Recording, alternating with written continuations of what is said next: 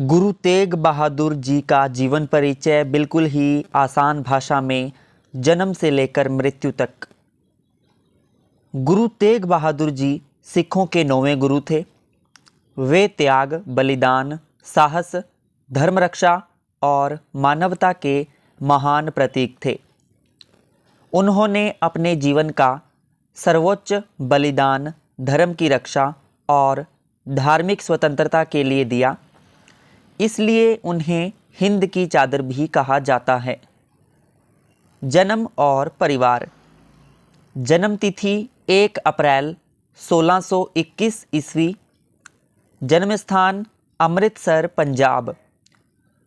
पिता का नाम श्री गुरु हरगोबिंद साहिब जी, जो सिखों के 6ठे गुरु थे।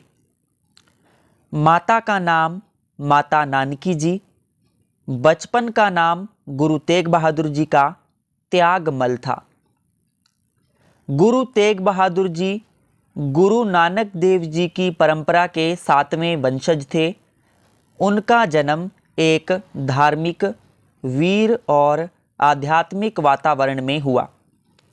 बचपन और प्रारंभिक जीवन बचपन और प्रारंभिक शिक्षा।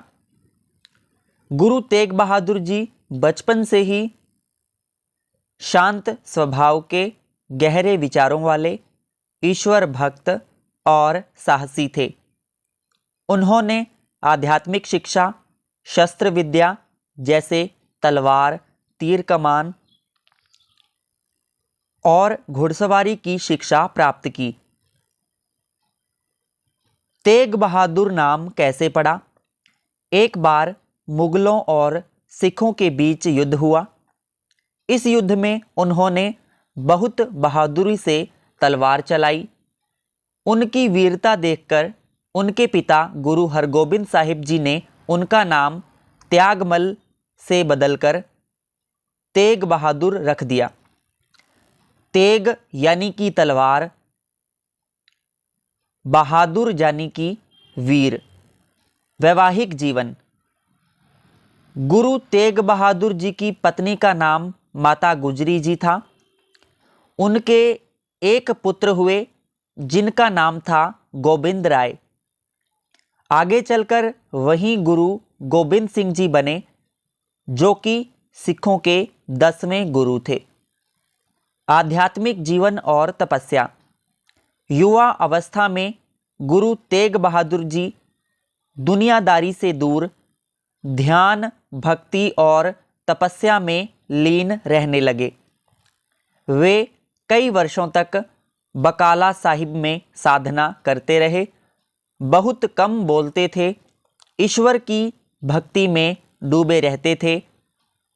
9वें गुरु की गद्दी प्राप्त करना 1664 ईस्वी में। सिखों के 8वें गुरु गुरु हरकृष्ण जी के देहांत के बाद यह तय नहीं था कि अगला गुरु कौन होगा। बहुत खोज के बाद यह सिद्ध हुआ कि गुरु तेग बहादुर जी ही सच्चे गुरु हैं। वर्ष 1666 ईस्वी में उन्हें सिखों का 9वां गुरु बनाया गया। उपदेश और यात्राएं।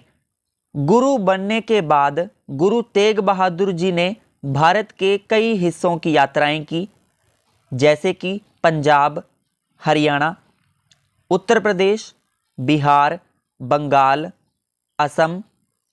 वे लोगों को ईश्वर भक्ति, सच्चाई, निडर जीवन, समता, सेवा का संदेश देते रहे। आनंदपुर साहिब की स्थापना। गुरु तेग बहादुर जी ने आनंदपुर साहिब नगर की स्थापना की। यह नगर आगे चलकर सिख इतिहास का धार्मिक और क्रांतिकारी केंद्र बन गया। कश्मीरी पंडितों की रक्षा। मुगल सम्राट औरंगजेब हिंदुओं पर जबरन इस्लाम अपनाने का दबाव डाल रहा था। मंदिर तोड़े जा रहे थे। हिंदू विद्वानों को जबरन धर्म बदलने पर मजबूर किया जा रहा था। कश्मीरी पंडितों की फरियाद। कश्मीर के ब्राह्मण डर के मारे गुरु तेग बहादुर जी के पास आए। उन्होंने कहा, हमें जबरन मुसलमान बनाया जा रहा है। गुरु गोविंद राय की ऐतिहासिक भूमिका। तब गुरु तेग बहादुर जी के पुत्र गोविंद राय मात्र 9 वर्ष के थे। उन्होंने कहा, पिताजी, अगर कोई महान पुरुष बलिदान देगा तभी धर्म बचेगा। यह सुनकर गुरु तेग बहादुर जी ने निश्चय किया कि वे स्वयं धर्म की रक्षा के लिए बलिदान देंगे। गिरफ्तारी और यातनाएं। गुरु जी को दिल्ली ले जाया गया। उनसे कहा गया, इस्लाम स्वीकार करो या चमत्कार दिखाओ। गुरु जी ने साफ मना कर दिया। उनके साथ 3 सिखों को भी शहीद किया गया। भाई मतीदास आरे से चीरकर, भाई दयाला खोलते पानी में, भाई सतीदास जलाकर। गुरुजी यह सब देखकर भी अडिग रहे। शहादत या फिर कहें मृत्यु। गुरु तेग बहादुर जी की मृत्यु 11 नवंबर 1675 ईस्वी को हुई। स्थान चांदनी चौक, दिल्ली में। गुरु तेग बहादुर जी का शीश काट दिया गया। यह बलिदान किसी धर्म के प्रचार के लिए नहीं, बल्कि धर्म की रक्षा और धार्मिक स्वतंत्रता के लिए था। आज वहाँ गुरुद्वारा शीशगंज साहिब स्थित है।